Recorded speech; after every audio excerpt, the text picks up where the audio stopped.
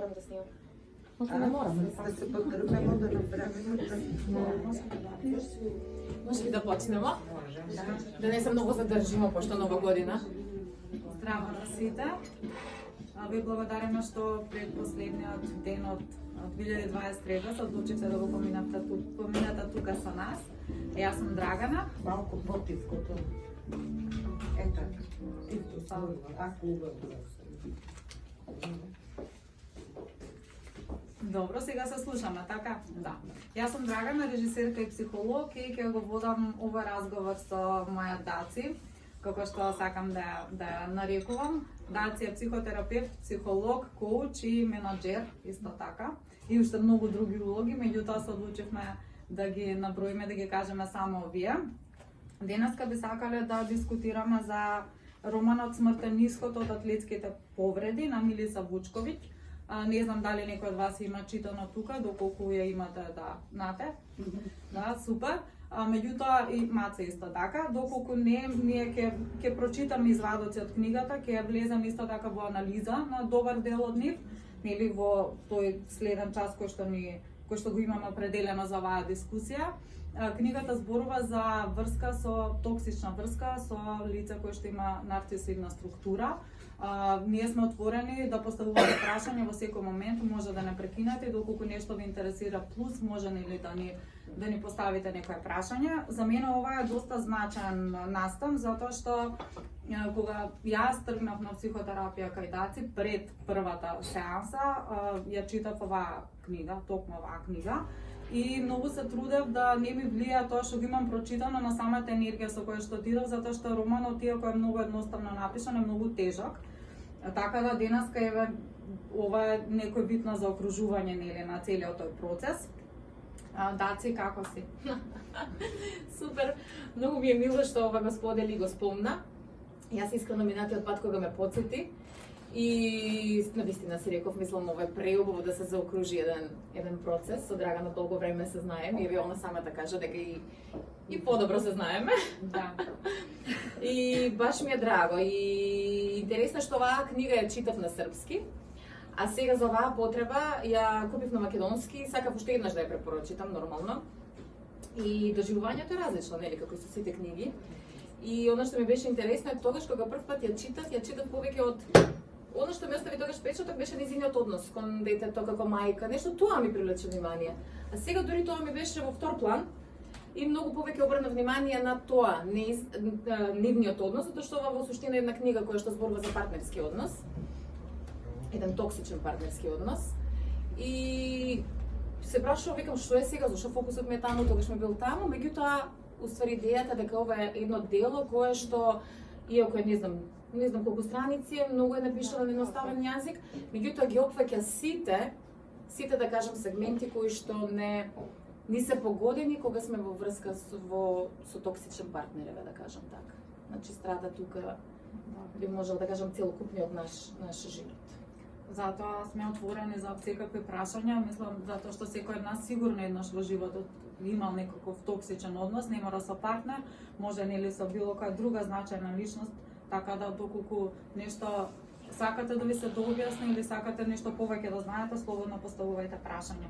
Јас би почнала Даци со одредени цитати кои што ги имаме од книгата, доколку исто така нешто не ви е јасно, слободно подпрашајте, затоа што сепак се работи за еден однос, меѓутоа мислам дека многу едноставно на крај ќе се разбере зашто точно станува збор. Вака, во пораката што стигна од непознат број пишуваше: секоја желба е сексуална. Си помислив да не одговорам, дека ја испраќа некаков манијак, но сепак бев и премногу љубопитна. Одговорив со: молам, велам секоја желба е сексуална, пишуваше. Ајде дојди кај мене, девојката не ми е дома. Одговорив со: кој е тоа? Виктор. Напишав: срам да ти е простако, и го изгаснав телефонот. Срцето ми чукаше како расипано. Ова е почеток. Да, ова е пред почетокот, да. Предпоставувам дека би требало да дадеме на цитатите кои што ти ги читаш, би требало да дадам некој свој осврт од тоа што се случува уствари реално во пракса. Да. Океј. Пред да тргнам со тоа, би сакала да кажам дека кога зборуваме за токсични врски, Прво да го тргнеме метод дека ако сме во токсична врска, автоматски другиот партнер или партнерот кој што е токсичен има некаква патологија. Или е психопат, како што можеме да, како што стално викаме, или е нарцис и слично. Да, постојат структури. Меѓутоа, она што исто така би сакала да го нагласам е дека и тоа е релативно, затоа што една личност може да биде токсична за друга личност во даден контекст, во дадена врска, меѓутоа во сосема друг контекст, во друга врска и да не е токсична. Дури да го даде можеби најдоброто од себе. Така да и тоа да што го кажа Драгана, токсичната врска не е партнерска само. Ние денеска ќе зборуваме за партнерски врски. Меѓутоа во токсични врски спаѓаат сите врски што ги имаме, дали на работа, дали со шефот, дали со пријатели, дали со родители. И така да она што е интересно е што сите имаат некоја, како да кажам, има некои знаци кои што ни упатуваат дека една врска е токсична. Токсична би значило нели отровна, односно би значило отровна по нашето здравје, како психичко, така и физичко, и за тоа може после да спомнеме. И колку е да кажам епидемијата или можеби популарноста само сега во 2018 година збор на годината според Мериам Вебстер речникот беше токсично, а лани беше геслайтингот, што е исто така вид на манипулација. Ако го зборуваме за токсичност, не можеме да зборуваме токсична врска без манипулација. Сега е убаво што ова година тој збор е автентично. Така да автентично е веќе многу поубав збор. Сега да се вратам на ова. Ова е уствари книга која што зборува за еден партнерски однос помеѓу слушнавте Виктор и хероината, односно другиот главен лик се вика Ева. И ова е нивниот втор контакт би кажала. Ако добро се сеќавам, они се сретнаа само на некое, не знам, излегување, случајно, дури случајно се најдоа во друштво, размениат збор 2, и он има слобода после некое време не за да ја прати порака и да ја викне кај него дома, затоа што девојка му не е дома. Јас што гледам во ова? Јас во ова гледам навистина едно црвено знаме. Веќе може да зборуваме за тие знаци како да препознаеме. Дрскост, преголема сигурност и веќе во старт овдека постои, јас би кажала, извесен момент на потценување на другата личност.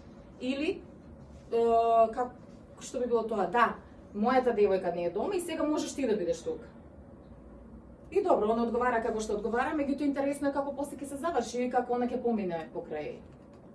Мислам како она ќе помине и како ќе ја убеди дека нешто, не знам дали тоа планираше да го читаш или само да го спомнам. Може ја да кажам? Да. Со последниот реченица што ја прочита дека срцето е лупало. Токсично, не токсично. Јас тоа кога би го прочитала, знам дека следи Нешто. врска. Настрана дрско си се. Јако повеќе, Драгица добро ме знае, ама ова е сосема нормално за 21 век. Сега, веројатно, понатаму ќе видиме какви е тој личност, а ова мене не ми изгледа нешто посебно чудно. Не е посебно чудно, да, меѓутоа да. Меѓутоа кога не е посебно чудно? Мислам, од овие младежи денешни, дефинитивно за мене ми било шок. Такво за некој. Па и за нејза е шок, затоа она се вознемирува. Зошто е шок? Затоа што она има разменето со него само еден збор. Значи друго е, они веќе да сексуална врска со емотивна, психичка, да се разликува од 20. Тоа точно е, тоа не го споруваме. Меѓутоа, они само на таа забава седат еден до друг, без да разменат ништо освен нивните имиња. Толку, ништо. Така да сепак, иако е 21 век, зборувајќи со младите, и за нив е ова чудно. Мислам, не е баш толку прифатливо. Па не знам. Океј, ајде ќе видиме. Тоа ескалира. Даце сега јас ќе спојам неколку реплики, ако може, во интерес на времето. Може. Вели вака, на работа станав незаинтересирана, единствено што во текот на мојот ден се разликуваше беше кога заедно со колегите смислувам што ќе порачаме за ручак. За него сепак ништо не ми беше тешко. Иако во својот желудник често чувствував камен, особено возејќи сама 13 часа од Грција за Белград. Најлошиот работен ден е првиот ден по годишниот одмор. Пораката ми стигна пред крајот на работното време и пишуваше само извини. Во жешкиот воздух ми се затнаа ушите, а главата на половина ласерски ми ја пресече висок тон. Се надевам дека и понатаму можам да те поканам на кафе. Излегов порано од работа, му реков на Марио дека нешто не му е добро. И двајцата пиевме пиво. Ми рече дека бил во некој лош однос и дека му било многу тешко, дека бил вон себе излуден, дека одва излегол од таму спасувајќи жива глава. Го разбрав, сите сме оставиле зад себе некој лош однос. Веднаш му реков ни смеја. Нема да се усреќиш со мене, јас сум ти како жената на рибарот. Ништо не ми чини. И покрај се беше жешко. Маичките ни беа залепени за телото. Со крајот на окото ги видов неговите стомачни мускули и кога и да го погледнев, за момент ке ми беше студено во вратот. Ми беше неподносливо привлечен. Тој ми рече дека секој што се бори за социјална правда мора да слуша народна музика. Мојата милена реплика. Мојата. Да, си. Ова се од различни ситуации, така да ме пошто да. Океј. Она што се случува сега е во нивниот контакт после првата оваа порака, кога он се извинува. Океј. И после они излегуваат, он се извинува и тука веќе го, како да кажам, можеме да го насетиме почетокот на она што ќе се случува и ќе се повторува повеќе и повеќе. И тоа е уствари тоа што обично ние во токсичната врска ја викаме манипулацијата. Значи, она што е карактеристично за да кажам токсичните луѓе, ајде така ќе ги кажеме, па ќе кажам во конкретни ситуации, да не генерализираме. Една од нивните како да кажам, најистакнати особини е непревземањето одговорност. И оној момент дека они не можат никогаш да бидат виновни. Значи секогаш е другиот виновен. Овдека тоа само се наслутува, меѓутоа и еден друг момент е многу важен. Он се извинува и за да се, како да кажам, да се искупи од неговата вина, он сепак знае дека бил дрзок, дека бил непристоен, дека не може така да и се обрати, она сепак не кажавме.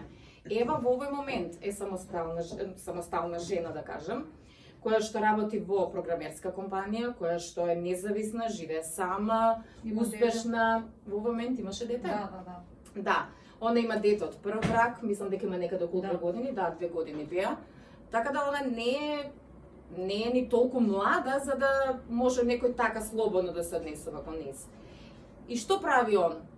Наоѓа изговори, меѓутоа неговите изговори се секогаш да другата страна кога ги слуша се почувствува виновна после тоа. Па навистина, не ми она што вика, па стварно секој од нас излегува од нешто такво. Леле, навистина мора да му било многу тешко. Леле, не му било добро.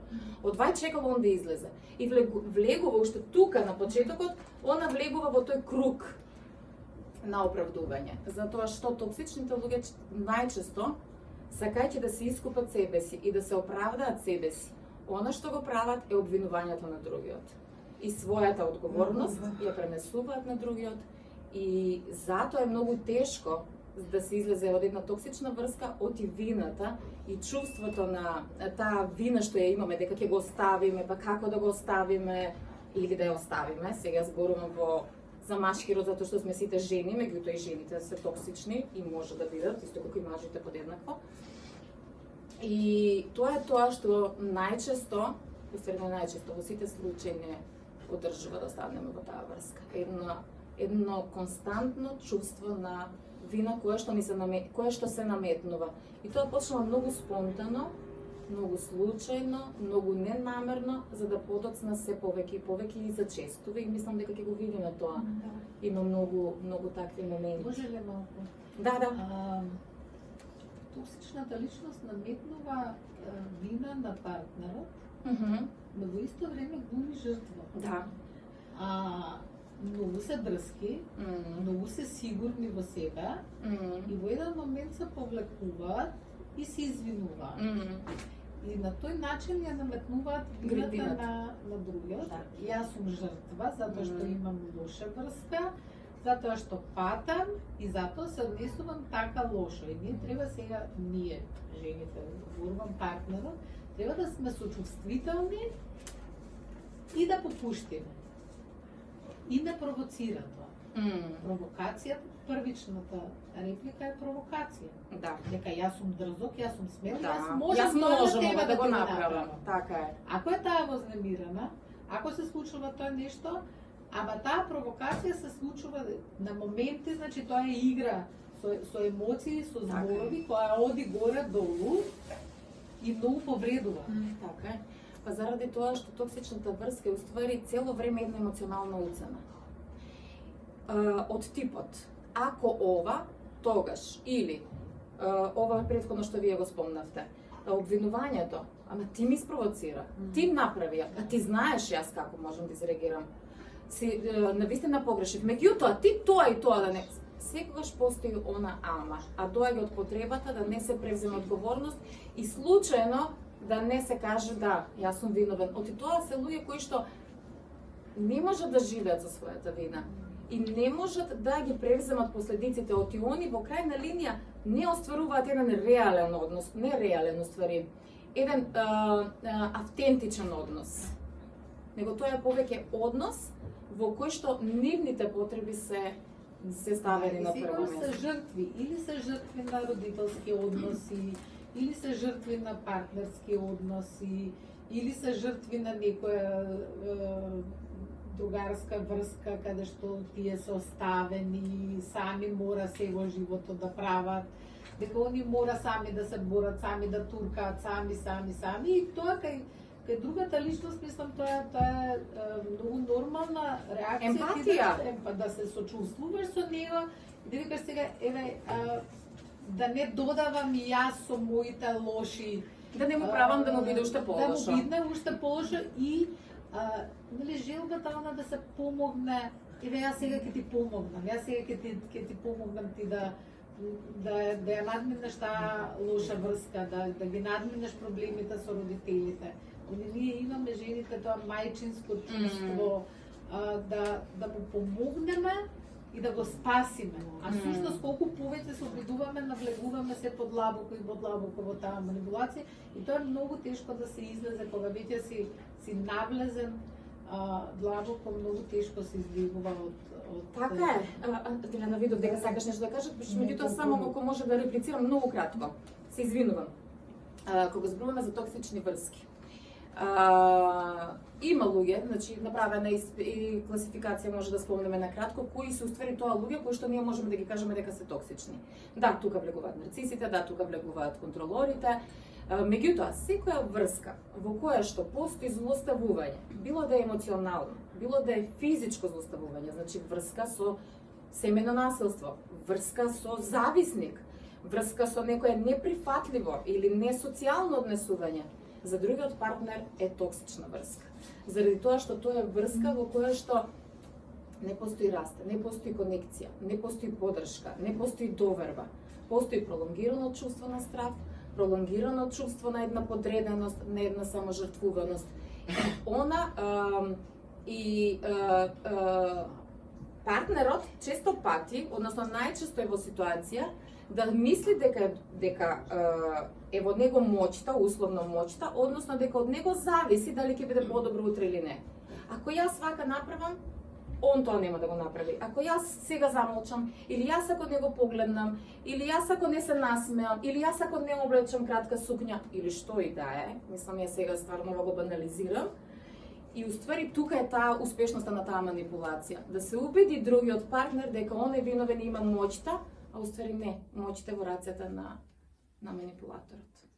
Извини. Неколку моменти сакам да кажам, се сложувам со господјата дека до некаде ова е нормално. Ова беше отворено кажување сакам секс. Што е и до некаде дозволиво. За нас жените неразбирливо, ама различно функционираме со нашите. Една работа, а цело време она што го слушам, велиме дека манипулаторите бегаат од одговорност, а при тоа она што ја го слушам е дека жртвата, затоа што он е манипулатор, он ме вовлече, го прави истото бегство од одговорност. Така е. Затоа ќе зборуваме понатаму, да, за во заклучокот ми е тоа. Да. Така, изложувам. На секого може да му се случи токсичен човек, колку ќе остане во тоа. Е, веќе избор. Така е. Тоа е. Односно одлука. Не е избор толку колку што е одлука. И во семејство можеш да имаш токсичен. Апсолутно. Тука е посложено, сестра. Секако. Тука е посложено, тука е затоа посложено, што друга е релацијата. Родилите не можеме да си ги бираме, да не кажеме друго. Ова Нема да не ги анализираме токсичните луѓе, а не ја препознаваме токсичноста на Така, жртвата. Постои тоа е нешто. ревизибилен процес. Да, овде кога се отвара Браво. прашањето, токсичните луѓе какви типови на партнери бираат и која е потребата на партнерот да остане и до кога да остане во една таква врска. И апсолутно се сложувам и мислам дека е тоа многу важна тема и треба да се зборува, веќе тука би требале да влеземе во карактеристики на личност и што е она и атачмент да се вклучи, што е она што... Не мора, ама да Ама не бидеме сега, да. свесни дека Али може да одговорност зборуваме. за се се потребни двајца. Секако, секако, апсолутно. Апсолутно. Постои мит, значи кога сме веќе кај тоа, јас велам мит затоа што не е точно, бидејќи генерализација, дека токсичните луѓе бираат уствари партнери кои што се ние викаме во психологијата викаме зависничка структура или уште викаме можеме ве модерно да кажеме caregiveri или може да кажеме луѓе кои што се подредуваат, луѓе кои што се имат склоност да се саможртвуваат. Сега од каде е тоа? Сигурно има врска со минатите искуства, тоа е нели индивидуално за секој. Меѓутоа, се повеќе кога зборуваме за ова посебно е поврзано со нарцистичката структура, за тоа зборувавме минатата трибина. Меѓутоа се повеќе тие големите оние нарциси на прв поглед што ќе го видиш дека е нарцис, он се може, он се знае, он супер изгледа, он е успешен и така натаму. Многу таквите ги има затоа што општеството ги произведува и не тера да бидеме такви на некој начин. Они повеќе се привлечени од партнерки кои што се независни, успешни, на прв поглед силни, да кажеме, јаки, ако зборуваме маж, жена. Зошто е тоа така? Затоа што и тој избор е уствари избор на трофеј. Затоа што и тој избор е уствари им е потребен за да ја потврдат својата социјална улога или својот успех. Затоа што на крајот на краиштата преку една јака друга личност си ја задоволуваат и својата слика за себе од внатре што стои позади таа големина е уствари една слабост, несигурност, кршливост. Тоа може веќе да биде на ниво на клише, нели? Мачо, а крие се, како се вика тоа, нежно срце. Да. За лицо огриби, грубијана, крие се нежни осеќаи на душа. Да. Меѓутоа, таа душа сигурно некогаш била чувствителна. Тешко. Во детството. Во стомак на мајка.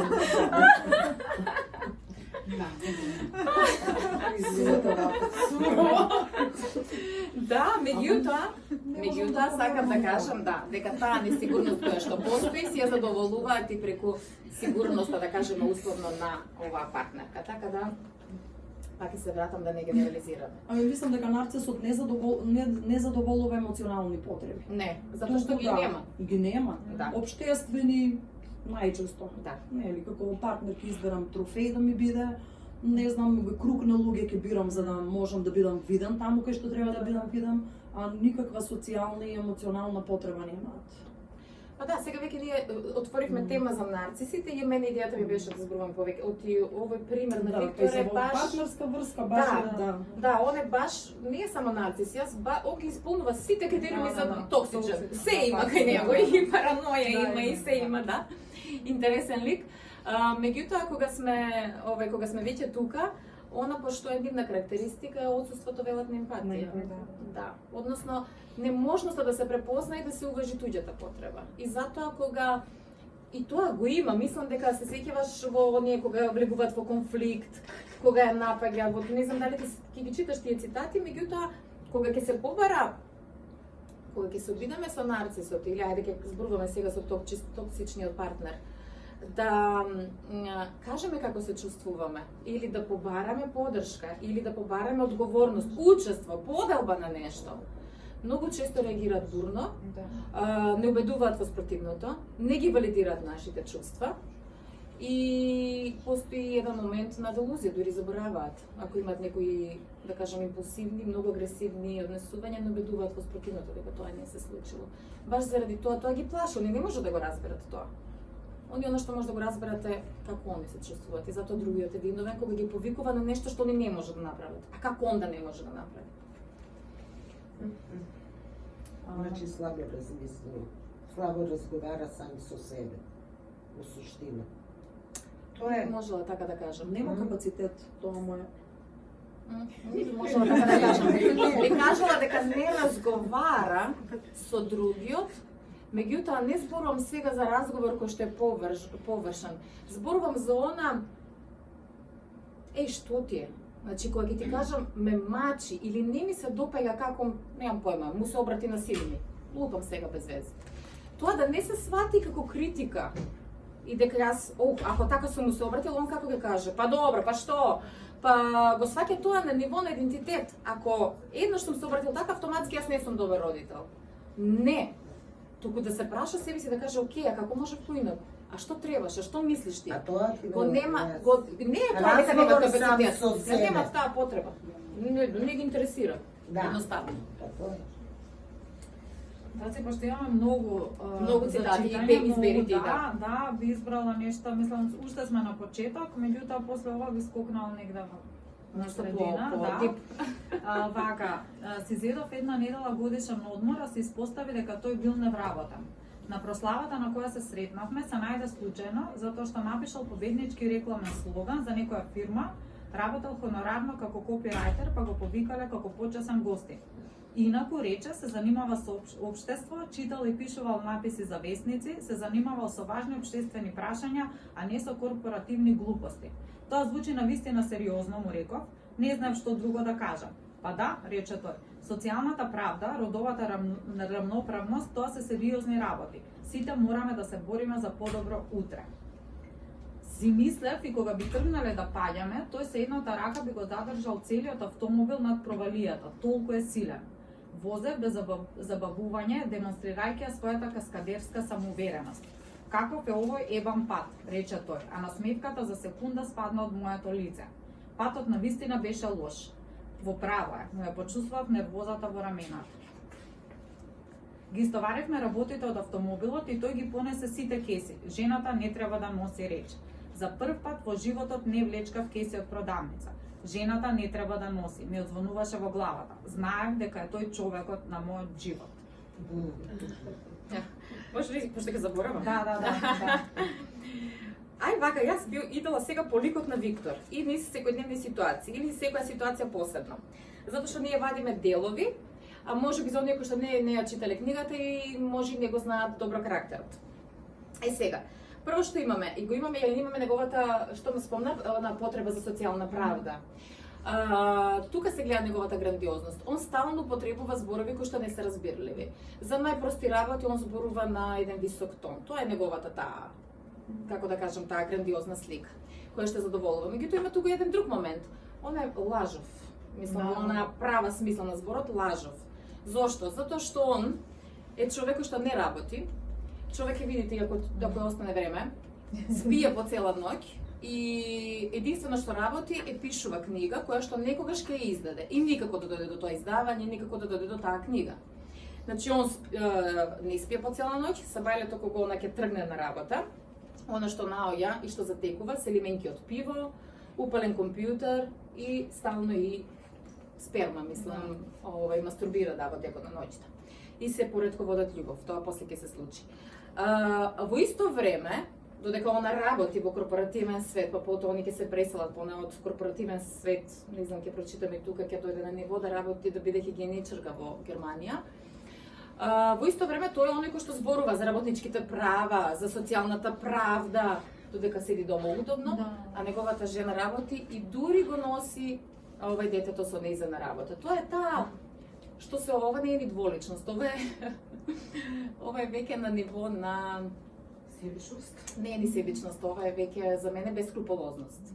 Ова е за мене веќе бескрупулозност. И бруталност, да.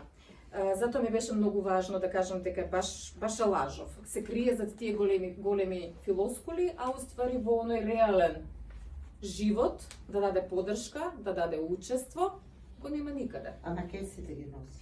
Тоа ми беше вториот момент. За мене е иритантно. Тоа беше вториот момент. Господин човек кој што не ми дава запалка, јас само да си запалам цигара, не го мора он. А у 1000 ситуации ќе забележиш. Тоа сакам да го кажам. Сега тука каде е одговорноста на жртвата, тоа што го начина и нашиот психијатар Адријана. Значи, она што вели во еден момент, и да падневме во провалијата, јас бев убедена дека он е толку силен што ќе го, не знам, ќе го спречи падот, ќе го држи автомобилот. Мислам во суштина не е тако, не е доста слаб, јас по тоа што се сеќавам. Меѓутоа колку е таа нереалност, колку ствари и партнерот, да, и партнерот кој што е во токсична врска влегува во тој филм да ги преувеличува. Го идеализира и она, значи истото си го прават. Он тоа го прави на почетокот на врската, ја идеализира, ја издигнува на пиедестал и ги симнуваат звездите од небо, а подоцна партнерот или партнерката опиена од тоа првично чувство и живе во илузија дека тоа можеби пак ќе се врати кога врската, мислам, сосема оди надолу и паѓа во провалија, почнува него да го идеализираат и за неизе тоа убаво. Убаво е и нас кога ни идеализира. Значи во суштина ние си ги задоволуваме тие потреби. А во исто време што кажува, жената не треба да носи. Мислам, колку е тоа, колку мене ме дури иритантно, колку може понекогаш со толку малку да се задоволиме, ама тоа кажува и за нас, колку и нам ни фали. И тоа е веќе тагата. Треба. Да. Некој да ги носи кесите. Да. Треба некој кој ќе е посилен од нас. Ами да ти потенцира. Жена да носи. Не само да ти ги носи, но ако ги носи кесите, Ти мора да си свесна дека он ќе ги носи. Значи, тате сурово си реално. Малко пред новогодишно партија. Не знам дали пропуштив нешто или имаше многу Уште еден момент, има еден случај што ми се врти кај мене, значи мажот постојано донесува одлука, значи мажот ја изнадил и купил куќа, мажот ја изнадил и купил автомобил. без да се консултира. И сега мој коментар беше, значи, ја ќе го оставам, ама они купил куќа наводно, да и купил, ама не е прашал. Значи, А зошто да е прашал кога он знае за нејза не може да најдобро? ми купи автомобил, мој автомобил, значи за мене, ако не ме праша, нека е скап колку сака, нека има пари колку сака, не може да работи нешто. А ти ќе одглумиш колку ти се свиѓа и ако не ти се свиѓа. Ај, Да, ова станува, мене ме плаши моментот на актуелното запросување сега. Значи, партнерите запросуваат пред јавност, може има страв дека другата Ќе биде каже не. Ќе биде одбиена ако тоа не би се Значи, случило. на некои слики се забележува дека не се сложуваат, ама затоа што ги сликаат и затоа што е тој некаде каде што сите ќе ракоплескаат, дури сега една девојка собра, видовна дека собра храброст и кажа не. Значи, тоа е манипулација, тоа е искористување, значи не може да ми се купи нешто ако не ме праша, па нека тоа е и нож за сечење леп дома. Добро сега. Може да купи кило банани и леп. Би, што фали на кола да ми изненади? Ај Боже. Знате, дали ќе се, значи, живи сега. Манипулација. Не, ако се сигурно нема да го повторува. прими подарокот. Те разбирам. Она на што ти алудираш е донесување на одлуки без да се консултираш со партнерот. Тоа значи го ставам партнерот во подредена положба. Јас најдобро знам. Јас знам што тебе ти Со треба. заеднички буџет, да. Инаку со негов Сега буџет, се црно за Заеднички, ама тие се во брак. Ајде малку. да, па за тоа викам, ако Сме имаме со заеднички содржено буџет, мажеви, тој буџет буџет на да користи, од со па не. години, ти му викаш, леле, како добро ви изгледала у ова кола, па Да, покрај да, море. зошто да не ја купи? Зошто да не ти ја купи? Да. Дајте малку, Нека ме изненади. немојте ја да ги браниме. Има ли некоја прашка за дојде? Баш ме криво што Куќа, нема. без ја да разгледам, да ми купи куќа без Е, ја да не, видам. Па не знам, тука Само сите да не сме ја одвои бај. различити. Ама, За тебе верувам, кујна ќе ти е битна како ти е. А ја пошто не сум по кујна. Стека, ма супер, пошто да е сервирано како твое. Супер. Мораме да тргнеме од своја индивидуа. Океј, ние да не Ајде, да се вратиме, да не останеме многу касно. Да ги внесеме малци родителите. Иначе не, јас не ви кажав на почетокот, може да си овој кафетерија, значи може да си порачате кафе, да си и чајче било што. Така, сега следува запознавањето со родителите на Ева. На мајка ми донесе букет, на татко ми шиша скапо виски, а на Марио му купил 2 киндер јајца и мала бела маичка со црвено петокрак.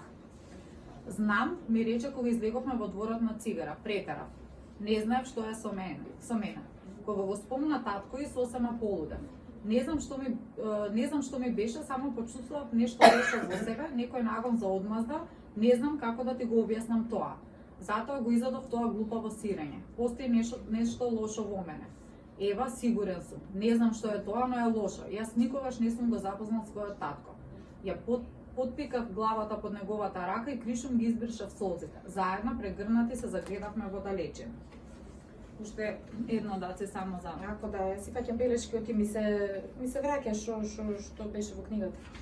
А куќата ви е божествена. Вие самите се грижите за неја, чистите, средувате, гледаме готвите. Секоја чест. Мајка ми се зацрвени повеќе од колбасите. Така е, се самата рече. Знаете како рече Виктор? Женската работа се гледа само тогаш кога жената престанува да ја прави. Колку што гледам, кај вас е се цакум пакум. Значи вие работите без преки. Тоа мора да е напорно. А покрај тоа, ако ве разбрав, работите и во пилјарата. Така е во пилјарата, рече мајка ми, додека го бришеше тенџерето со белата и штиркана крпа, но овој пат ја бришеше некако пренагласено, како на сцена, за да се види тоа бришење. Моите родители го засакаа Виктор, а јас повторно ги засакав нив. Му реков дека би било премногу да спие кај нас, тој разбра и си отиде. Татко ми рчеше, мајка ми таа ноќ не стана да мокри. Или јас не сум ја слушнала. Пред да дадам мислење за ова, би сакала да прашам дали ќе го читаш оној дел кога му се обраќа на кога ја нарушува семејната атмосфера од никаде, или да го спомнам тоа сега? Да, спомни го. Да го спомнам, затоа што имаш нешто друго. Да, окей. Значи, Значи вака, овдека имаме неколку секвенции. Прво го имаме Виктор, кој што доаѓа и се запознава со родителите на Ева и он фин прави углаѓени, прави мамин син, значи знае што треба да донесе, знае што треба да каже, знаеш како да акцентира, знае што да пофали. Он сето тоа го знае од она што му го кажувала Ева. Тој истиот човек луѓето го прифаќаат безрезервно. И она што исто така интересно, на првата средба, он толку се одушевува од семејството, толку се одушевува од таа атмосфера, што сака веднаш да остане да спие тука. Во тие токсични врски тоа го има. Уште не се запознале, неколку пати излегле, они веќе ќе планираат, они веќе ќе живеат, она е жената на неговиот живот, со тебе ти ќе ми родиш деца, ти си таа. И некако е се пренагласено, премногу е, од вниманието до некоја близина која што да бидеме реални. Секоја врска се гради по полека, камен по камен. Па и куќата така се гради, и близината така се гради. Овдека не, овдека имаме скокови нагли. И баш во врска со тие нагли скокови, што ќе се случи? Он навистина за многу брзо време ќе се пресели во незината куќа. Она се уште мислам дека не знае дека и он потекнува таа населба. Населбата е железарник во околината на Белград. И луѓево, куќата е на 2 спрата, таткото и мајката се спуштаат во подрумот. Го преадаптираат, или не е на 2 спрата, они остануваат на тој, како да кажам, спрат. И што се случува? Се случува тоа што ви го кажав претходно. Човекот се спие, се седи по цела ноќ, пушта гласна музика без да има обзир, не учествува во грижата на детето, иако е првиот кој што донесува 2 киндер јајца, се игра на тој прв момент. Да, сакам само да направам што се случува и како доаѓа до онаа сцена кога ја нарушува семејната атмосфера, како пецка. Вика, Виктор работеше по цела ноќ, така што се навикнав да спијам со запалено светло. Вклучено, постојано ме исправаше, запалено е нешто што гори. Да. Да. Така е, он исто во нивниот однос што прави? Она ќе каже, например, добив, или не добив, а он ќе каже, а зашто не кажеш менструација? Каква жена си ти? Имаш проблем со феминизмот? Имаш проблем со женскоста? Мислам, такво едно испревртување на тезите, би кажале, што е сосема веќе за прашање, или ова. Она ќе му каже запалено светло, он ќе има потреба да ја исправи, да ја потенцира колку она уствари зборува глупости, колку е глупа, и тој го кажува после отворено. Затоа што ова сакам да го кажам, овие токсични врски многу потсетуваат на врските кои што се со насилство.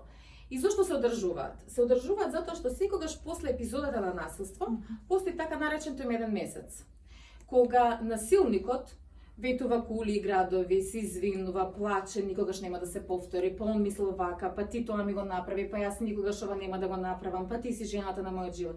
И тоа навистина трае еден краток период, кога идилата повторно се враќа до следното насилство. Жртвата што? Жртвата е во едно константно исчекување, во една константна вознемираност, во една константна несигурност. Слично и овдека. Значи, идилата трае, тој зачаран круг, и во еден момент он пука, или ќе ја навреди, и така спонтано ќе ја каже, а што си ставила? А сега си убава, иначе без ова имаш многу брчки, например, ќе ја каже. Или ќе ја каже, ајде, има една секвенца, иде на интервју. Мислам, тоа ми беше исто многу. Да, тоа ми е следно. След ќе го читаш? Добро, тогаш ајде ова да го затворам. Значи, и луѓето го прифаќаат, никој не коментира, ни таткото, ни мајката, даваат подршка на врската, го чуваат детето. Има тука многу моменти кои што се за анализа, меѓутоа во еден момент и он или одушевене, меѓутоа почнува суптилно да ги напаѓа. Прости се, глупи се, не знаат што сега, они не знаат каква музика да слушаат, народна музика се слуша, он е борец за социјална правда, ги еманципира, твоите родители се нееманципирани, твоите родители се глупи, родителите кои што ги издржуваат практично, ти он не работи. Родителите кои што се спуштиле во подрумот. И во еден момент, на една сосема опуштена атмосфера, дома, додека детето се игра долу, и он се врти кон татко и вика, од ништо никаде, тоа се тие скокови, и вика, како беше тоа, знаете што, вие не сте единственото семејство кое што прави разлика помеѓу децата. Од Ева има и сестра. Сестра е на факултет и као е по, сега ајде како да кажеме, по примерна, ова е малку побунтовна. И човекот нормално, нели? Како да реагира, уствари он не ни реагира, тоа е големината на човекот, он не ни реагира, станува и се повлекува, само го погледнува и он почнува тријада да го напаѓа. Што прават за Ева, што прават, како се викаше сестра, не ми текнува. Добро, не е ни важно, она завршуваше некој така тежок факултет. Што прави за сестра и што прави за Ева, каква е Ева, какви се они како родители, и ги навредува на едно како да кажам, најниско ниво како родители, при тоа свесно знаејќи дека ја повредува Ева, дека ги повредува нив и дека прави уствари раздор помеѓу. И тоа, они имаат специфичен однос двете сестри. И ова е само, како би кажала народски, додавање улја на ватра, да тој однос биде уште како да кажам, кревок. И кога она за тоа му замерува, после, она отворено му кажува, не смееше така да направиш, моите родители се стари, зошто тоа го правиш? Они се грижат за нас, погледни колку, нели ни овозможуваат. Они вика, па јас тоа за тебе го направив, јас тебе да те заштитам. Па тоа е точно, јас го знам тоа, јас сум го почувствувала на моја кожа. И мајка ми мене и почнува тријада од тоа дека мајка му е лупала главата од зид, дека го малтретирала, дека го маловажувала. И ја поднесува Ева приказната и она заборава на се, она што останува само сожалувањето. Навистина нему му е многу тешко. Па види он што преживеал, па он навистина тоа го прави заради мене. Он навистина се грижи за мене. И следното кој е? Моите родители навистина не ме сакаат. Сестра ми стварно не е окей. Али затоа он ме сака. И тоа е страшно, тоа е токсичното ствари во токсичните врски. Не знам, сега сте го земав цитатот, ама тоа многу ме нервираше. Ама има тука многу бав цитат за родителите. Не знам да... Али има многу бав цитат за родителите, ако ни остане време, може да го прочитаме. Јас сум моментално до моментот интервјуто за работа, кога повикува на состанок, би сакала тој пошто... Тоа е многу. Делот е, да, поголема малку, меѓутоа ќе го прочитам. Ајде со мене на состанок, рече тој ден. Бев толку горда што ќе одам со него, го облеков својот омилен долг фустан и сандалите, ја средив косата додека тој се бричаше. Подготвена ли си? Праша додека седев со рацете скрстени преку торбата, ептем подготвена. Неретко каде и да одиме бев подготвена многу пред него. Подготвена, реков и скокнав на нозе весело. Така ќе одиш како баба? Го погледнав својот фустан од стомакот надолу, колку што можев да видам, тоа беше најубавиот фустан што го имав. Како мислиш како баба, прашав. Убаво изгледаш како баба, луѓето ќе мислат дека жена ми е баба. Ако мислиш дека изгледаш попаметно во тој фустан, не изгледаш. Жена на твои години треба да носи пократки сукњи. Ја спуштив торбата на подот, зашто одеднаш тежев неколку тони и повторно седнав на фотелјата. Извини, рече. Навистина имам трема од овој состанок, излуден сум. Добар те фустанот, ајде. Во колата ми рече да најдам паркинг и да дојдам во тој и тој ресторан, затоа што доцнеме. Тој ќе оди прв. И ако можеш, немој ништо да коментираш за време на состанокот, те молам. Излезе од колата и ја тресна вратата. Кога на крајот од состанокот Виктор рече: "Љубов, ќе одиш ли да платиш?" А господјата се побуни, не доаѓа предвид, рече. Јас брзо станав и си помислив: нека сега нека види кого се жалува.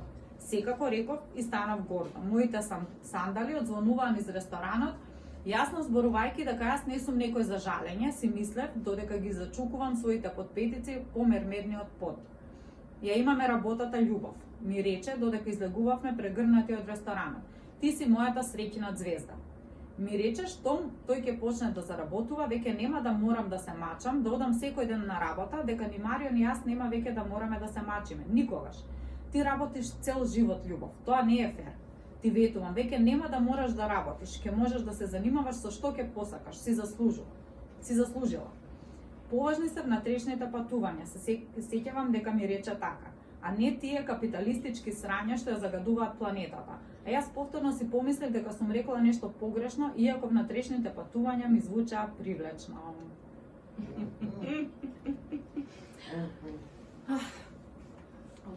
Овдека има многу што да се каже, меѓутоа ајде да. Она што мене ми е во оваа секвенца многу ме допира е незината самодоверба. Јас тука прво го гледам, веќе тука го гледам падот на незината самодоверба.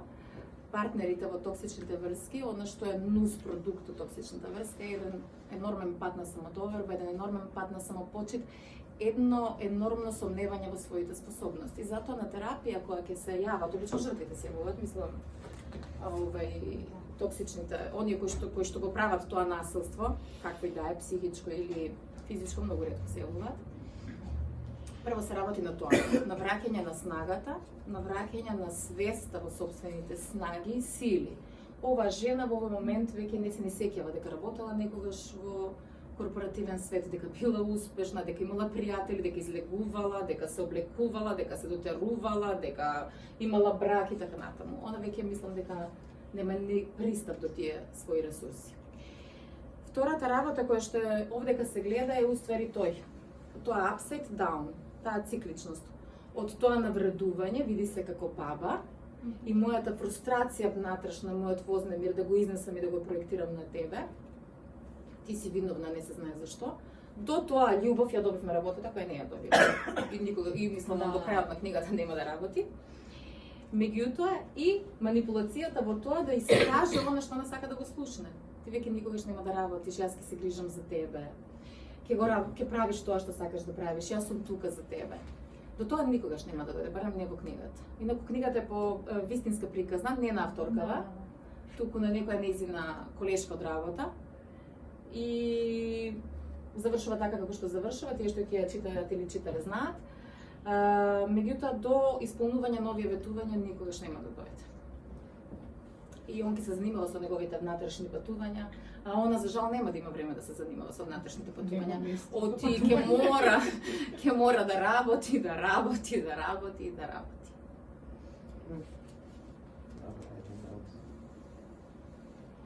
Каква тоа фотографија се споделила?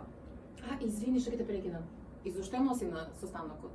Он не ја носи за да му биде подршка, он ја носи за да му плати. А она е горда на тоа.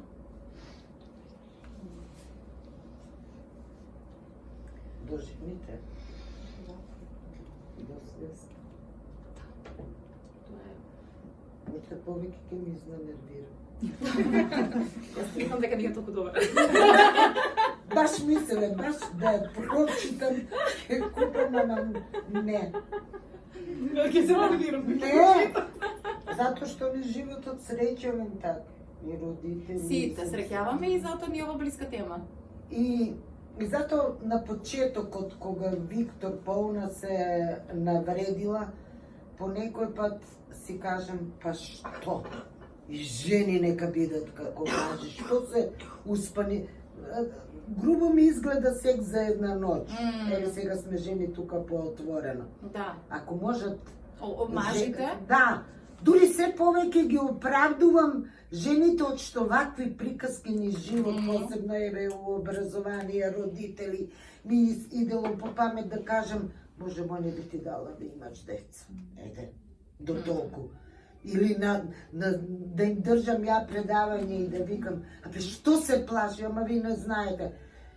Да се расправам со родител кој што ми дошол тасмосан, труен алкохол и избричен. И му викам, а жената ја гледаш туткана, Боже мој, колку ова општество. И ништо не окривувам жена што прави, просто ја жалам да ја сретнам, би рекла, и требало веројатно психотерапевт. Да, Милица, авторката и кажа дека додека ја пишувала книгата, наистина добра другарка е психолог и психотерапевт и она и помогнала во тие некои делови. Посебно во чувствата, иначе книгата, она што мене, јас тоа ната подобро ќе го каже и ми, они се книжевници, она што мене ми се допаѓа во книгата е наративот, односно јазикот. Толку едноставен, толку е просто не е ни литература, мислам, нема никакви, како да кажам, улепшувања, нема никакви придавки. Толку и се останува она со неј. Суров. Па не, крајот е интересен. Ти се сакам среќен крај дека Крајот е интересен. Али веројатно не, познам. Па што ми книгава напишана и раскажала? Јас би сакала да прашам нешто, не знам уште колку време имаме. Ја мислам дека веќе при крај треба да завршиме до уште 15 минути некаде. Дека сме при крај, она што ме интересира и мислам една од причините сметам дека зошто ја дојдов, а мислам дека и сите ние, дека вие како стручно лице, нито и тука другите присутни кои што се, дали имате практично искуство, сознание, дали може да се излезе на крај во животот со таква токсична личност, а без да се излезе од врскане или некој дали има шанси тоа во пракса да се таа личност смени? Нормално кажувате пред малку дека најчесто жртвите бараат помош, тоа да, меѓутоа дали имате некој практично искуство, ме интересира, да, еве, жртвата го убедила насилникот да дојде, односно токсичниот, па некако, дали има некоја успешна приказна едноставно. Не е важно дали тука станува збор за партнери, мажја, дали зборуваме за сестри, дали зборуваме за мајка, родители, такви. Вака, прво зависи од тоа што е проблемот. Она што се случува во пракса е дека да, ќе дојдат токсичните луѓе на терапија, кои ќе бидат доведени пред свршен чин. Дали тоа ќе значи дека, не знам, се случува нешто на работа, па ќе изгуби нешто што му е не му важно, тоа дали е статус, не знам, позиција и така натаму. Дали на крајот ќе изгуби партнерката, можеби развод и слично. И тогаш во такви ситуации, кога да вистина доаѓа до биде ставен пред свршен чин, он доаѓа. Сега, што се случува на самата терапија?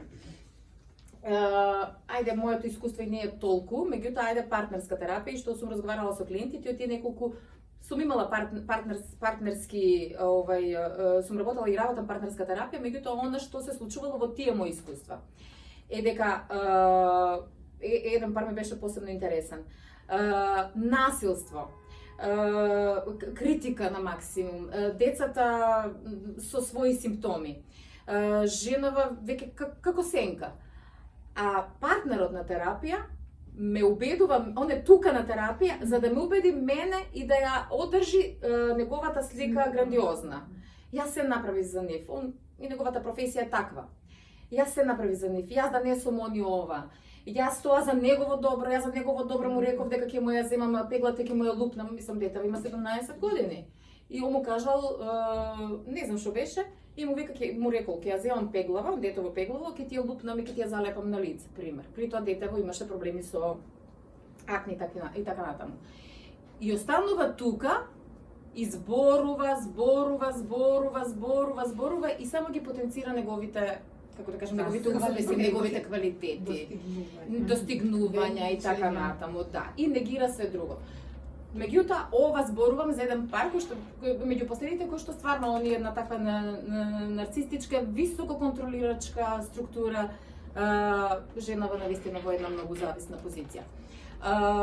Во други ситуации кога бидат принудени од институции, посебно сега ќе зборувам кога постои насилство.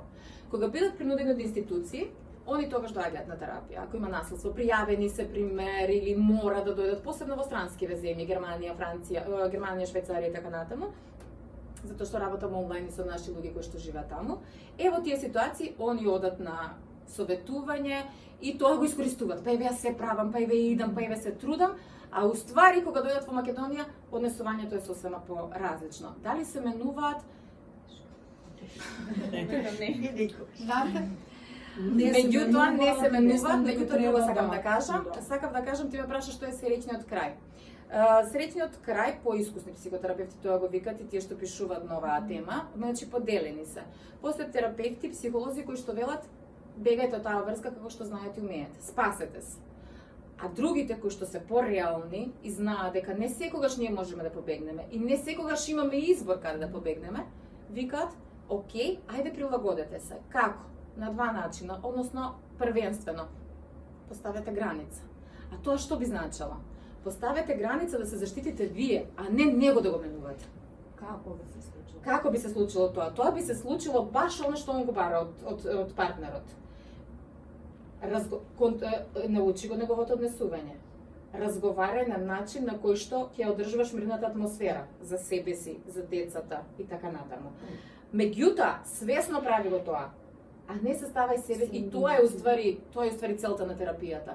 Јас сум свесна дека сум во таква врска. Јас знам дека немам избор. Значи глуми. Ајде, не е глума тоа. Не е тоа глума. Затоа што многу од луѓето, многу од жените кучо ке глумам. немаат избор. Навистина, некогаш и немаме избор. И тогаш учиме како во дадените ситуации, тоа се веќе вештини, како во дадената ситуација да се справиме. Значи, ако доаѓа обично конфликт, значи, да кажем жената, ајде пак ќе кажем жени сме. Ако е долго време во една таква токсична врска и нејзе, нели се вика, или ќе дојде во она состојба кога отпор и веќе е равнодушна и мува не ја лази, меѓутоа претходно доаѓа една состојба во која што конфликтите ескалираат, значи се уште е присутна таа борба. Сега, кога таа борба е присутна, кога и напаѓачот е јак, може конфликтите да ескалираат до максимум. И тогаш може да се случат работи кои што не би требало да се случат. Во такви ситуации, ако ние работиме со оној кој што е тука на терапија, ние само со него можеме да работиме, тогаш него ќе го учиме на вештини. Како да не дојде до таа ситуација, како да ја смири, како себе си да се смири, или што после тоа, или како со децата. Така да се е многу индивидуално. Оти стварно само економски, ако е жената зависна, можам да оправдам. Се друго не можам, не знам, не можам. И здравствено илустративно. Да, наш систем здравствен. Еве Адријана може би има и други. Еве приказнала со фустанот. Поставање граници, не да се повреди, да се тресне, да се разочара. Туку мене ми е окей, овој фустан и да ми којто. А ти не си Диор? Да. Тоа е тоа. Решението е личноста која што ја нарекуваме денеска како жртва, дека треба да знае да си ги постави границите. И да се например, мојот сопруг со кој што сум 30 години, преходно 6, да ми каже дека изгледам како баба, ако ми е сопруг, мислам, не би ми значило ништо. Тоа јас се допилja во овој фустан и не ме интересира неговото мислење. Со цела почит. Нема да се треснам, нема ништо. Да, ова дека има друг контекст. Ова е друг контекст и цело време си во ситуација каде што газиш по нели јајца. И ти не знаеш веќе што ти е следниот дан. Да, и друг поглед на само. Тука не ти кажува тоа не ми се добаѓа твојот фустан, ти гледај како баба си. И вака кидеш. А при тоа тоа е многу битна вечера, на пример, негова. И неизина, затоа што финансиски они се во многу незавидна позиција. Тие почнуваат тие прво почнуваат со ситници, значи како црв на сомнеш кога се пуштат, значи прво небитни работи кажуваат и коментираат за да на партнерот му месат сомнеш, да почнат да размислува на тоа дека не вредно, дека не си добар. Уште повеќе, да. И после кога ти си сигурен во тебе дека си добар, дека си паметен, дека ти каже, значи не ми се верува дека си толку глупа. Да. Така И е. пак продолжува со Да. со Така другите е. работи, како ништо да не било, Така како е. тоа да не го кажат. И ти Така. сега пак се приспитуваш, се гледаш, дали Или ти каже се зафркава. Да. Тоа се зафркава и не сваќаш за Озбилно ви фрканција. сваќаш дека тој ти го кажа. Да. Е, хумор не Ама разбираш. тоа тие работи Манипулацијата почнува постепено, тоа многу убаво го кажа, а тие кругови, што викаме зачарани кругови на тие медени месеци, како поминува времето траат се пократко. Се пократко и поескалираат. И многу повеќе траат, пазите на таа несигурност, на таа критика, на таа навреда, на тоа одење по јајца. Извини. Мене ме плаши моментот кога ќе дојде рамнодушност. Да. Значи, ништо друго не ме плаши токсичната врска, не ме плаши колку сакам, како сакам. И омраза. Моментот кога партнерот станува рамнодушен, тоа се случуваат и убиства, Така тоа е. се случува се случува кога ние сме рамнодушни. Мене не ме гајле дали ќе одам во затвор. Не ме гајле што ќе се случи, дали ќе сум без работа, дали ќе сум без деца, дали ќе сум на улица. Значи ништо не ми е важно. Рамнодушна сум на се. Тоа се случува после кога да кажеме партнерот, уште во таква врска е убеден дека направил се за да ја подобри врската, а било која стратегија што избрал веќе не му успеала. И тогаш веќе уморот, меѓутоа тука се случуваат и други работи. Се појавуваат, нашето тело реагира на тој пролонгиран стрес. И психички потешкоти, меѓутоа и физички потешкоти се јавуваат. Во тие психички може таа безпомошност или равнодушност, може да ја кажеме ние стручно и депресија. Не е безпомошност. Рамнодушноста за мене е, не знам, еден момент безпомошна, значи ти веќе се чувствуваш дека не можеш ништо да направиш. Ама кога си рамнодушен, ти немаш милост за ништо. Барем На по видум, ден. на око си рамнодушен, а внатре сушно киптиш и жичка се одлепува и може се што да Тоа направи. значи дека не си рамнодушен. Не се, да, кога жичката значи кога си Тоа значи и дека не внатре и надвор рамнодушен, за мене тоа е многу опасен момент. Меѓутоа не доаѓа тоа само. Не А, доаѓа тоа- само. тоа- Секогаш е рамнодушноста е пратено со последица. друга емоционална состојба. Ајде, ние просветари само збор. Јас да имам прашање по Да. тоа што го кажа за советите од психотерапија, кои се опциите, доколку јас изберам втората опција да поставам граници, да останам во таа врска, колку сум јас автентична тогаш? Зависи од твоето поимање на границата и зависи од тоа што ти го гледаш како твој избор и твоја одлука во тој даден момент. Автентична си ако си искрена пред себе. Автентичноста што значи? Јас во овој момент немам избор или имам избор кој што не ми се допаѓа или имам два избора. Тогаш си автентична затоа што си свесна и ти знаеш што правиш. Автентична си кога ќе кажеш јас останувам овдека затоа што не знам, мислам дека ги заштитувам децата, иако тоа е нели тотално погрешно. Меѓутоа си автентична, а кога си уште повеќе автентична? Кога си објективна. А како да бидеш објективна? Така што ќе ја видиш целата ситуација. Ако веќе немаш со кого да разговараш, оти многу често токсичните врски се затворени, многу често, ајде пак ќе кажеме, жртвите на токсичната врска се и отуѓени, и изолирани, и тоа е зошто си има свое. Меѓутоа, ако веќе не можеш тоа да го споделиш со твоја пријателка или другарка, обиди се себе си, обиди се да бидеш објективна, ситуацијата да ја погледнеш од трето лице. И на крај прашај се, оваа ситуација кога би ми ја раскажала мојата другарка, сестра, мајка, што би ја кажала? Тоа што ќе си го кажеш е твојата автентичност и тоа е твојата вистина. И кога го знаеш тоа, изборот понатаму е полесен. Да. И секогаш има избор. Па има и избор, ама тоа не значи дека јас ќе излезам под секоја цена. Свесноста, зошто сум тука, што добивам, што губам. Тоа уствари ние го правиме на терапија. Тебе ниту еден терапевт нема ти каже извлези ти од разведи се примери што и да. Плюсеви и минусеви, па кој ти Никој терапевт тоа нема тоа, ти не сме да го учува, каже. просто Не сме да го кажам. Ако го каже веќе не е терапевт, тоа е вајда другарка. Добро, никогаш може подобро другарка. Ти многу се пили. Да, ти пошто веќе... Ама ако ти го каже тоа, чекај, ако ти го каже тоа, ти го одзема правото на слобода. Да, точно тоа. А терапевтот е тука за Тоа е затоа што веројатно верува во твојата снага. еден од односите е веројатно за мене каде што имаш безусловна поддршка. Е психотерапевтски однос. Да. Така Бар треба да моето биде. чувство е тоа, што имам добиено од раците. Да, пошто веќе мислам ни умина времето, дали може да прочитам последната реплика за среќен крај? Дај да заклучок. Да, заклучок вика Окей. вака. Значи сега не се заедно. Одве успеав да ги разпознам буквите на екранот, успеав да му напишам порака. Викторе, јас не сум трудна, напиша. Добра љубов, напиша тој. Морам да ти признам нешто. Баш бев луд. Се грижав чие е детето со оглед на тоа што со тебе никогаш не сум доживеал оргазам. Го чував тоа за денот кога ќе бидам сигурен дека си сосема моја. Сакаш ли да се видиме? Кој будала. Да мислам дека ќе се видат. Продолжение ќе се видат. 100%. Ја мислам да. Има едни интересни моменти во животот, а тоа е кога веќе не паѓаш на провокации. Ова е уште една провокација како на почеток. Да. Не сум сигурна дека Сега. Не е провокација. ова не е провокација.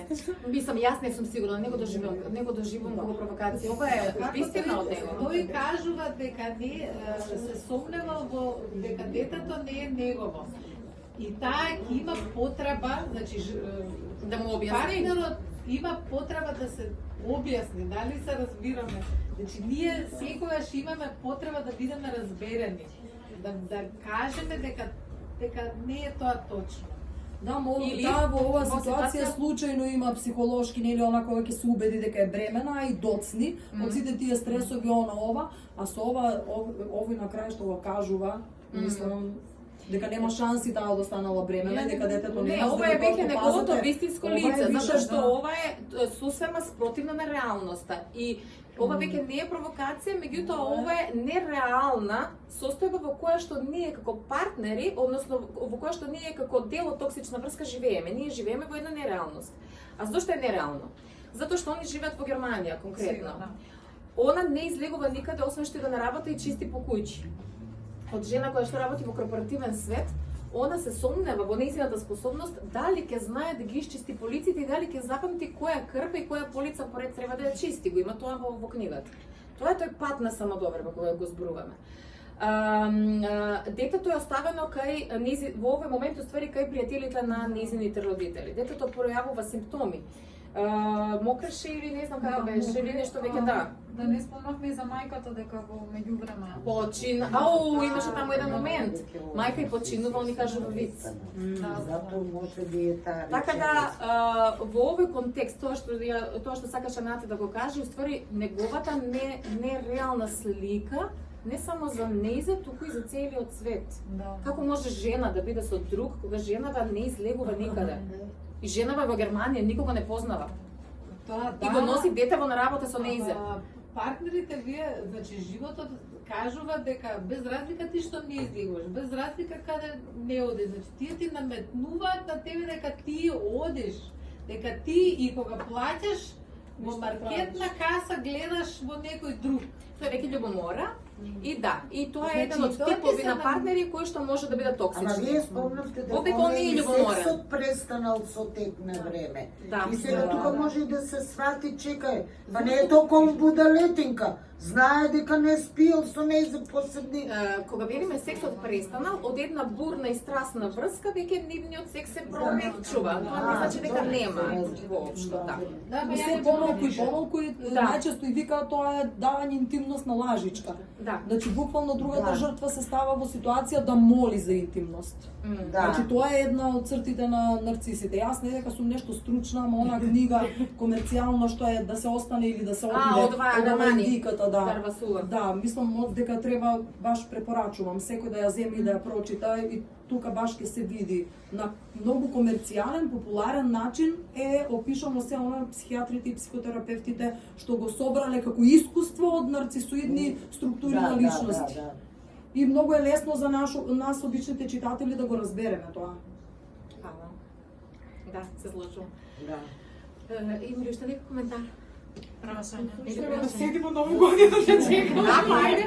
Па не е Па Кога ќе биде, ќе се видиме. Дали мислиш дека Ајде, ќе биде? Тичалка. Не, чека на крај. Обично, например, некоја жена, да кажеме, која што е во токсичен однос, упорно бира да биде со тој. Заради тоа што постои така наречена зависност која што не е веќе психолошка, туку е на физичко ниво.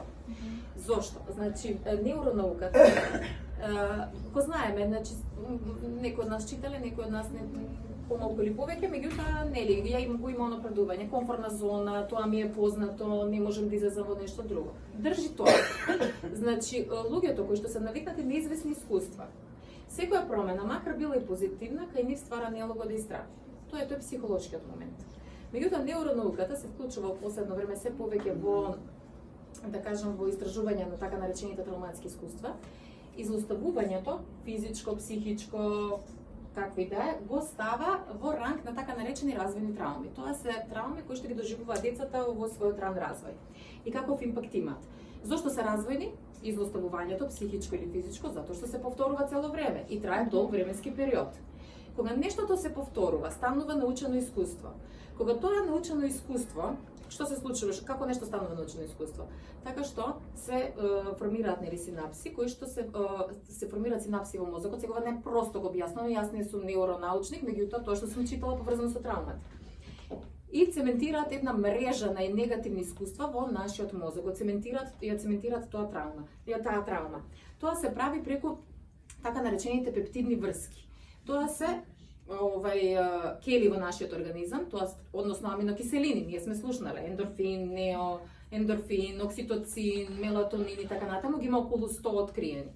И они се по својата структура голема молекуларна, сега исправете ме вие, голема молекуларна маса.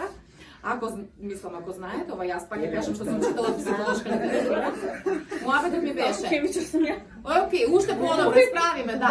И они се слични на протеините, меѓутоа се многу пократки. Она што е интересно, во таа пептидна врска која што ја стварат, ја цементира таа травма, меѓутоа со неизе во нашите ćelии цементираат што уште? Стравот, безнадежност, напуштеноста, очајот. Сето она што прати како емоција еден непријатен травматски настан. Колку повеќе ние стануваме зависни од тоа. Зависни затоа што тоа го, како да кажам, го прожима целиот наш организам. И дури кога нашите ćelии се полнат со овие чувства, ние чувствуваме и физичка бол, не е мито на скршено срце и така натаму. Физичка бол чувствуваме. И нашите ćelии наполнети со овие непријатни емоции, со овие пептидни врски, да кажам, многу помалку се хранат многу помалку се примаат кислород и хранливи материи и нашиот организам реагира физички. Јас тоа сакав уште преска да го кажам, па се разболуваме, па автоимуни болести, па пат на имунолошки систем. Значи, освен што ни се таа зависност, имаме зависност психолошка, страв ми е, ќе биде подобро, ма јас ако никогаш не сум почувствувала нешто подобро, ако не знам за подобро, како да ти верувам дека ќе биде подобро? И мене ми е страх од тоа подобро, пошто у тоа подобро, па дали ја ќе се снајдам? Ја уствари не знам да пливам во тоа, ма знам да пливам во ова и ќе се снајдам. Тоа е едниот дел, а другиот дел што ние физички ослабнува. И затоа, и нормално, околностите не смееме, јас сум системски психотерапевт, и ние не смееме никогаш да го иземеме контекстот. Околината, отсуство на подршка. Многу често немаме подршка. Многу често се заборава на контекстот во кој што се живее. Никако, контекстот е уствари оно што не креира.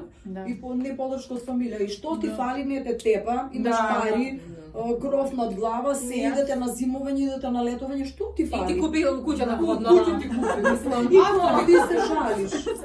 Да, најчесто такви сме ние овдека. Да. Како викаш баба? Во нашето, извини што те прекинав тоа. Па тоа баба, да, и во нашето. Само да или не ја примаат. Не, јас уште моментално имам една другарка која што е во токсична врска и јас на пример цело време зборам дека уште пред да почне она со него, пошто он избореше ти си ми као трофеј и она кога ми кажа, викам ти треба да му бидеш партнерка, а не да му бидеш као трофеј закачено и да те гледа на тебе. И значи од тој момент, дечко не е битно, командамец, он од Ландово, колешка ми на работа, се зближивме и сега многу ми е згоден, има мускули. Викам, не е сега мускули, значи, прави се. И знаеш, цело време ја предупредував, и дури јас усеќав тука во желудников, кога ќе го видам, значи ја не можам да го поднесам. Камен. Да, оно за тие 3 месеци дојде за 1 месец дојде со него на одмор, што на пример не би отишло. Нели пребрзо, тоа што го зборевме? Пребрзо. Претерано, се што е Тоа претерано не е е добро. зашо он беше, значи девојчева стварно успешна, убава и харизматична, не можам да сватам образована, значи не е образован. И ја не можам да сватам зашто ствари она е со него. Колку време се даде? Да, некоја потреба се Ајде дека се задоволува. остава. Дај Боже да се остави. Ама дојде до и дојде до тој степен да он не ја физички ја малтретира, значи она имаше модрици на рак. Значи доаѓа пред станот, ја ова како да кажам. Не знам. Ја чека, Ја чека, да, демне. ја демне. Ја викам човече, прво јас мислам да Ја го ограничува. пријавам, да, ја мислам да го пријавам, ама од еден аспект си мислам, не сум ја таа што треба да го пријавам. Треба некој друг. Може би овдека, може би И не знам ја битно. ствари како да ја помогнам на крај, пошто сватиш дека и да сама себе си влијам негативно, пошто чим ќе го видам ја не знам што ми доаѓа да го пукнам. Си вака. И јас се оддалечив. Па тоа е. Сега тука Сега ќе во се тој вратиме. момент сме во каде што она повеќе мене не ми кажува за односот што го Така е. Оти мисли дека ќе биде осудена. Оти мисли дека нема да биде разберана. Твојата намера е да ја заштитиш, твојата намера е да ја ги отвориш очите, твојата намера е да ја кажеш еј, заслужуваш многу повеќе. Меѓутоа она во Сето момент тоа не го го гледа. кажано. Сето тоа го кажано. Знам, а меѓутоа она во овој момент тоа Новогодишен подарок, може да просите. Она во овој момент тоа не го гледа. Она живе во еден контекст во кој што нереалноста станува нејзина реалност. Она што нејзе во овој момент и треба разбирање и треба некоја поддршка. Само што не и треба е, ајде условно да кажеме, солење памет и осудување. Меѓутоа, од друга страна што се случува? Она се помалку ќе дели со тебе, оти ти како каже, јас се повлекувам, оти ти веќе си безпомошна, направив се и кажам што више не знам, се нервираш и ти си се заштитуваш себе си, затоа што после разговорите со нејзи тебе не ти е пријатно. Ти се повлекуваш и не си само ти. Се повлекува и другиот круг, и другите од кругот, а во исто време и она се повлекува. Оти она знае што ќе слушне, а во овој момент она не се чувствува доволно силна да направи некој друг избор. И тука се создава тој зачаран круг на исто и во семејството со наследство, зависности. Ствари со него за да му помогне емотивно, затоа што не знам, имал некои си лоши родителски односи, не знам ти што. И па тоа е тоа оправдување. Ти ствари не можеш да му помогнеш, ти не Да. можеш да му помогнеш ако некој сам не биде способен, дека треба да отиде и сам на себе да си помогне. И модриците си ги оправи. А Виктор, ти текнува каде ја Да, однесе? тој сам си На гробишта? Тоа да го направи. Значи, неговите се починати. И он прави сцена страшна дома, ги навредува нејзините се сели. Тоа е страшно, фиаско. Прави сцена пред детето. И оваа одлучила да раскине. И тука зборува за родителите, за тоа како треба да се заштитат. Леле, тоа е многу убав цитат. Ајде го објавам на Facebook. Преубав. И што сакав да кажам, и поминуваат неколку дена, тука се гледа во нејзиното функционирање, се гледа таа зависност која што жртвата има спрема партнерот кој што е токсичен. Кога сме во врска со токсична личност, ние само на тоа размислуваме, само врската ни у памет, само анализираме и ние не функционираме, не ни се јаде, не ни се станува од кревет, не ни се спие. Се е поврзано со тоа врска или тој контекст. Мислам, тоа луѓе, здравата врска не го прави. Како да кажам, здрава врска е врска која што не полни, која што не храбри, која што не отвара. Па луѓето ќе кажат, леле, колку сакам да бидам во присуство на оваа личност. Таа личност е задоволна од партнерот од нејзе. Си даваат поддршка, делат, нема немир, нема вознемир. По тоа и ќе препознаеме дали е врската токсична, нелагодна, едно константно чувство на нелагодност. Тоа нате што го кажа, одиш цело време по Ја, јајца. например, имав исто токсична врска. Сите сме имале некоја токсична врска. Сите. Да. И прво што ми беше чудно е тој вау ефект. Така. Значи ме запознаваше со родители, со пријатели, со не знам што. се прекрасно. А ние уствари како партнери не функциониравме никако. И мене тоа ми беше доста чудно. И почнав да слушам Сања Душен Саватович видео на YouTube. Препорачени. Јас можам да ви препорачам, да, кога ти се снима ова, ќе ставам листа. И едноставно ставив крај таа врска без никакво оправдание, само се долечив чак. Да, али тоа е пак се станала свесна за своите снаги, своите ресурси. Понекогаш, Да, ако трае долго време, и забраваме. Многу тоа ми беше тоа, само сакав да кажам, да го заокружам, а нешто те прекинав. Професорка Ана Мисланка сака. Да, Јане професорката ќе каже. Јас внимателно слушам. Ајде. И може би едно заокружено мислење, бидејќи потресна Так. сум нели вашето трето ова видување. Многу ми е драго пред се за вас што отворивте едни вакви теми, поврзување со книжевноста. До сега тоа не се случило, нели така, преку литературава и психологијата. И сите теми беа интересни, посебно гледате на сега овој дел е многу добар интеракција, значи секој да си каже. Да, Тој ова да е многу најдобро. немаме потреба. Ова е Јас најубаво. многу сакам да кажам, Да. меѓутоа едно мислење дека ова нас ни фали. Значи да се отвори тема и да се дискутира по тоа.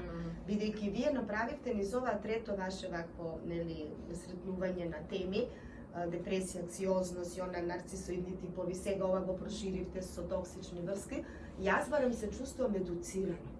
Значи ние како жени може би сме не на понекогаш го спомнавме тоа пред малку ниска свест, непознавање. Може ние да сме образовани колку сакаме, меѓутоа и таа наивност кај нас, желба за љубов, да се одржи врска или партнерска, било каква, немаме доволно познавање од она што го гледаме пред себе како нели личност понекогаш. Јас се сега многу чувствувам едуцирано на овие ваши нели средби. Некако очите ми се отвораат како да гледам на луѓето и како ги препознавам. Посебно еве тој нарцисоиден тип Миратиот пат кој што Нате ни фалеше да го подкрепи со Ни фалеше, стварно. стварно. Многу беше на првата средба анксиозност, депресивно, сако сме ги ние сите тие книги поминувале. Фокусот беше ставено на друга страна. И многу убаво кога ќе се направи споредба на тоа. Така што многу ви благодарам, може многу да се зборува, сите сме еве желни. Ви отворивте едни аспекти што лично многу е потребно да се отвори. А само да додадам, тешко можеме да помогнеме на луѓе кои што имаат така сериозни проблеми. И сите сме и биле понекогаш, нели? Можеби малку сме излегле, можеби уште тоа постои. Само може сам човек да се помогне. Ако бара извори, како што речевме на начин, на YouTube, на било што, да читам, да се едуцирам, мораме сами себе да си помогнеме, за да јас го тоа чувствувам што велите глума. Еве јас се занимавам со тоа, нели со Драгана, често си нели на часови ми има доаѓање, она ми помага со нејзини нели вежби режисерски во смисла на тоа глумица, нели не е глума кога ќе создадеме доволна цврстина со такви луѓе. Ние успеваме да излеземе со тоа што јас го викам, успеваме да сме силни да се справиме со Ја тоа. враќате моќта во Да, вашите раце. тогаш доаѓа она, јас си Така. правам една споредба. Може да ти рече некој глупа си гледа како си се облекла, меѓутоа, ако таа самодовреба успееме да ја создадеме ние жени, да речеме, ма џабе си тој зборува. Ја знам веќе кај него зошто е тоа. Така. Јас сум сигурна дека ова денеска што сум го облекла е добро. Така. Нели? Така. Тоа е некоја за мене развојна фаза кај нас жени, што кога со такви личности ќе дојдеме, што велевте вие минатиот час, ние на нарцисоидни типови не можеме да им кажеме дека се нарцисоидни типови. И да им кажеме, погледнете го ова видео, ќе се препознаат. Не, они никогаш нема да кажат. Али ги препознаат, вас ќе ве препознаат и ќе кажат ти си таква. Ама јас си сега што можам јас тоа да го видам и да знам. Так знам веќе со кого си имам работа и како да реагирам. Ако една друга работа научам, мене такви луѓе веќе не може да ме воодушеват. Ја веќе знам со кого имам работа. И ако претходно можеби вака сум ги гледала затоа што они во таа грандициозност успева да не воодушеват на прво. Јас сега викам, готово, јас те знам тебе. Значи, фала ви за ова отворање на очи. Многу ви благодарам. Само продолжите во новата година да ви се нижат вакви настани. Јас барем секојаш ќе бидам присутна со задоволство, те слушам и ќе благодарам. Не само ќе бидам кратка многу. И Ангел се Сите града. Се раѓа таков или со текот на времето? Никој не може да се роди како манипулатор. Никој не се раѓа како манипулатор. Веројатно потикнува во детство. Секунда само. Много често знаеме да кажеме исти татко, иста мајка. И многу прашање Јас постави. јавно да ви се исто да благодарам и да ви се извинам. Седите одговор. Да, Але па. мој хендикеп се сочи да ве гледам како пресеца не ова глумење жртва, да го искористам, него прегеска влегов и стварно не ме препознало на кој што. Така ли? Одмина пред пак. Така ве гледам како кроз кеца, тој хендикеп е многу изразен и јавно ви се исто да благодарам преку Ане. Да, ама и рековте минатиот пат. Рековте минатиот пат ке доаѓам на секоја. Да, и ако ме сретнете, викнете слободно да ме мислите дека не, ето, ова се прави важа, не, сега неќе да не поздравите, ако ме... Али ова не е одраз дека сакам да бидам сега жртва, дека го потенцирам то, него одраз на извинување, дека Дека благодарам, нема потреба да извинувам. Али тоа е исто техничка еве како јас слабовидо лице, кое се случило тогаш кога се случило, ме тргнало од факултетот. Мислите дека и ова можете И злиде? појдем во врска, каде пред брак, во кафич, еве ти диагноза, нерешива е. Ако може со мене да се носиш, носи се, без увреди, без се, ако не, чао. Не е се на суперлатив, кога влегуваме во врска, од малограѓанска фамилија, знаеш, Библијат. онако, со родители тако размислување, притисок, со увреди, ќорлој се тие глупости, он е од средно училиште со алкохол, али јас сум крива, за се сум ја крива, со технички увреди Значи вие имате директно искуство. Да, и јас решив да се борам за материјален статус, што може држава да се изборам, зашто тука ми, ете, не ми даваше пари за основни работи, тие работи, јас кажам, мене ми е цил да се изборам, барем од него да не стојам пред него за пари. Него да, едноставно, да имам своја личност. Да бидете економски независни. Да си бидам Да, битна, едноставно со поштување лицата само себе. Го постигнав тоа. Браво. Тоа се тие Го ресурси. постигнав тоа. Тој не престана као нема ни другари. Не ми даваше ни на гости кога да зборувам, немој да збориш, да доаѓаш до израз, затоа што ја треба да дојдам. А он дојде да игра после чаша. Сега е сведен на 2 чаши ракија, кога 20 да испија. Па да, тоа се случува, кога доаѓате останати последната сме фаза. сами, дете на страна, фрустрација кај мене е максимална. Значи не можам да го гледам. И сега тоа, Ане ми се бори се со мене. Она ви е подршка. Да, она ми е многу голема подршка, да ја можам некако да тоа да не го гледам, да не го чувствувам, а и мене ми иде да го разбијам од земја. Мислам, искрено. И сега се многу ми помага Ане, сега вие максимално. И јас си кажам, Ане ми кажава.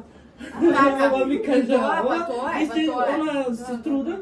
И вчера се случува ситуација, он као високи плати има, знае дека ја не можам да читам науште, тоа ми тргна од факултет. Види. Видам, што бре? А он платен список, 13. Може ли 2 чашки само раки? Виж кој плато сам дома. Ја го гледам листот, овако го здужувам, го ставим во канта за ѓубре. И кај јас изгубим очи, тој пари нема вредно за мене. И така да... Не е битно што кажа докторката, значи глумиш жртва и ти си жртва. Тука од страна технички треба и средината, нашата средина е немаме ние разбирање за хендикепирани лица. Прво што ќе каже, сек, таму и чорави са каки. Еве, многу ви благодарам многу. Ќе направиме трибина, ова е многу важно прашање. Значи, Така да ќе направиме една трибина и за... Она е докторка, види како размислува. Чекај, жена. Средината како го кај нас зборува.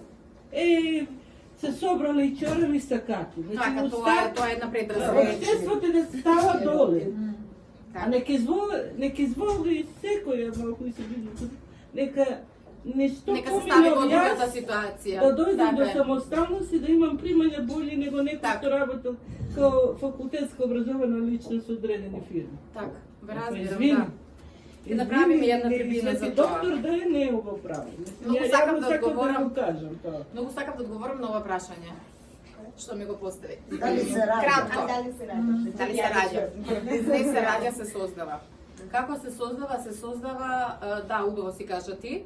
Има ова, ја видов сега, многу убава, книга како беше од емоционално незрели родители. Да, јас на српски сум ја читала и е прекрасна. Тоа е тоа.